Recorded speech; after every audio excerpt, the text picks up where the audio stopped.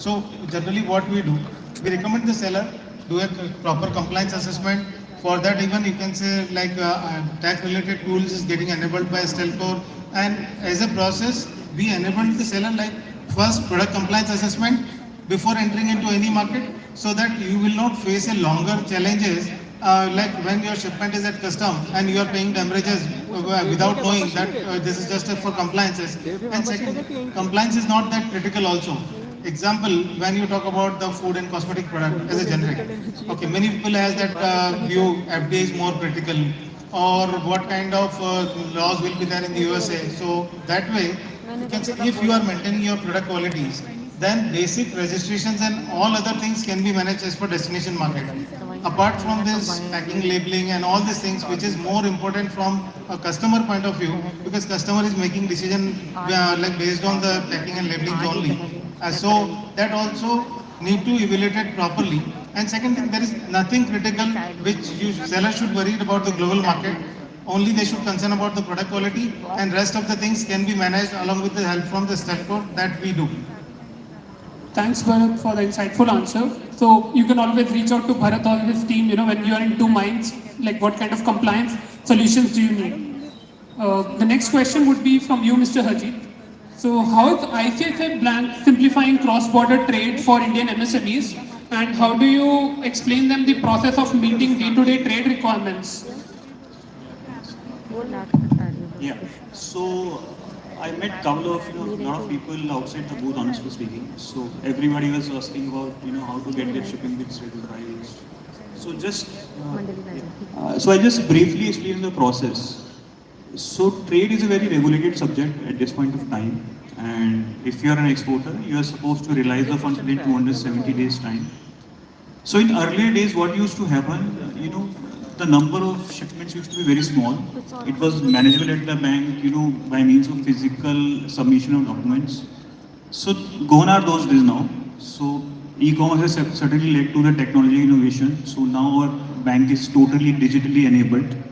If you want any inward remittance to be created, you can select it online. So we got a platform called Trade Online, and you can virtually do anything, any transaction, and there is no need to submit any documents at the bank end. So the reason, the importance is, if you don't get your, this bank realizations, because RBI monitors that any export you've done, it has to be realized. If you don't do it, then you can be blacklisted, you can be referred to custom, rather DOE, and there's a huge penalty in all these. So it's very important that keep people to keep their records clean, and they keep on getting these BRCs. Now through a digital online platform that is called Trade Online, you can do it yourself. You just have to do a couple of things. You just have to lodge your invoice, and we don't even need shipping bill, and you can get the BRC in next 3 to 4 days time. The numbers could run into thousands, lakhs also. So we got a digital platform which can solve your problem. Thanks for answering this question. Next question is going to be from you, Shashank. Given you have worked extensively in the D2C space, as well as you are now working with the logistics team, so what are the key things to keep in mind when a seller is planning international logistics while exporting through e-commerce? Hey, thanks, Ethan, for the question. I'll digress for 30 seconds. It's very tough to follow Karan's act, but I'll try. I wanted to just firstly compliment the Amazon selling team to organize such a beautiful event. You've gotten all, the ecosystem together. It's fantastic. So thank you so much. And I know it's a lot of hard work, so really appreciate that.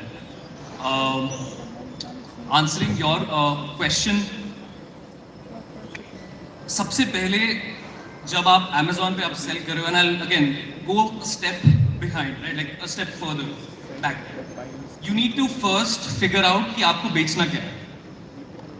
सुबह मुश्ताक भाई ने बोला था अपने speech में कि उन्होंने analysis बहुत अच्छी तरह से किया था before they figured out कि उनको US मार्केट में एंटर कैसे करना.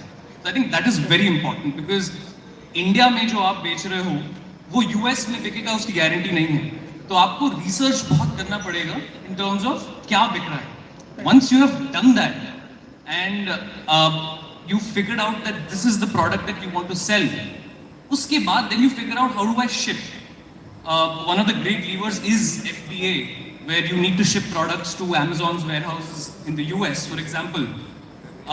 उसके लिए you need to also ensure कि from a compliance perspective, आप जो product बेच रहे हो, does your product comply to the laws of the land? For example, US में अगर आप grocery item बेच रहे हो, तो क्या आपके पास FTA है? अगर आप leather products बेच रहे हो, तो is your product compliant to be sold in the US market? तो आपको ये चीजें पता करनी चाहिए, and you need to be aware of it. Once you figured out the compliances is when you figure out logistics. किस logistics partner के साथ आपको ship करना है? आप नए seller हैं, आपको ocean shipment करनी है या air shipment करनी है, तो आपका जो risk taking appetite है, आपका जो investment plan है, आपको उसको work करना पड़ेगा. उसके basis पे आपको decide करना पड़ेगा कि do I want to ship say 100, 200, 300 kgs as a test shipment to the US to figure out मेरा क्या response रहेगा. In that case, then you need to work with the logistics partner, hopefully that shipment, to help you move your cargo from India to Amazon's warehouses in the US. Similarly, if you're a manufacturer who's typically exporting large quantities and you want to ship like a full container, because ocean rates are obviously one third of air rates, आपको then decide करना पड़ेगा कि what SKU type and ocean mode में do I want to ship a full container या partial container to. Once you've figured this out, you need to also ensure कि आप की documentation सही हो, आपके पास licenses सही हो, import export compliance, AD code, export करने के लिए जो चीजें चाहिए रहती हैं in terms of documentation are in line. आपकी जो logistics provider है, for example, shipment will work with you in every step to ensure that you have the right kind of guidance to create your documentation and helps you to move your cargo without any particular issues. So these are aspects that you need to take care of. Also, you need to ensure that the provider that you work with is able to deliver the cargo in time in Amazon. There is a particular process of delivering shipments to Amazon as well, where your partner carrier would need to take appointments and so on. तो ये सारी चीजें आपको बड़ी ध्यान से रखनी पड़ेंगी while you are trying to figure out the right logistics partner. Please bear in note that logistics costs would be around 30% of your average selling price. So आप जब plan कर रहे हैं, आप जब negotiate कर रहे हैं अपने vendor के साथ, तो अपना जो cost of manufacturing है, उसके ऊपर आप देखिए Amazon cost of selling on Amazon, and then ensure that you have enough headway कि आप अपनी logistics cost को accordingly manage करें in addition to your marketing spend and so on. So I think these are things which are very critical जब आप when you're trying to ship globally and starting your journey with Amazon. Thanks, Shashank, for the detailed answer. In fact, I think a lot of sellers would learn not only logistics is important, but a lot of background work is equally important while they're launching their product categories on Amazon. So, thanks for it. Sure. So, the next question is going to be from you, Sufal, from Intoglo. So, how early, like Shashank ने बताया कि बहुत time लग सकता है products को ship करने के लिए, उससे पहले का भी बहुत सारा effort है. So, how do you think like a seller should plan even before they start their e-commerce journey? कितना time लगेगा उन्हें right logistics partner figure out करने के लिए इस particular process को? And like how can an exporter identify that what mode would be right for them, what kind of logistics provider would be right for them? If you can throw some light on this. Thank you. Thank you. So two parts to the question. The first part is that how much before you ship the shipment you should actually plan. So one, planning a shipment is very critical. Particularly if you are a new seller, it's very important to understand कि क्या compliance needs हैं आपको. So there are three kinds of compliance needs that you have to think about. First is what makes you export ready. India से बाहर भेजने के लिए आपको क्या चीजें चाहिए? For example, AD code registration, IC code. All of these are required when you sell to any country. Second, once you have defined what is your product and what is your country, उसके अंदर क्या requirement है? for example, if you're sending a food product, you need to have an FDA registration in US, right? So you need to understand what are those compliances. You need to get those registered. Some of those also take months, right? So you should plan as well in advance as you should. The third part is what is the transaction documents? For example, commercial invoice, packing list, upkeep. These are typically that can be done in 1 week if you are a first-time seller. Eventually, once you do this later, it hardly takes hours, right? So this one process is very important to ensure that you do it right the first time, and then eventually it becomes much easier.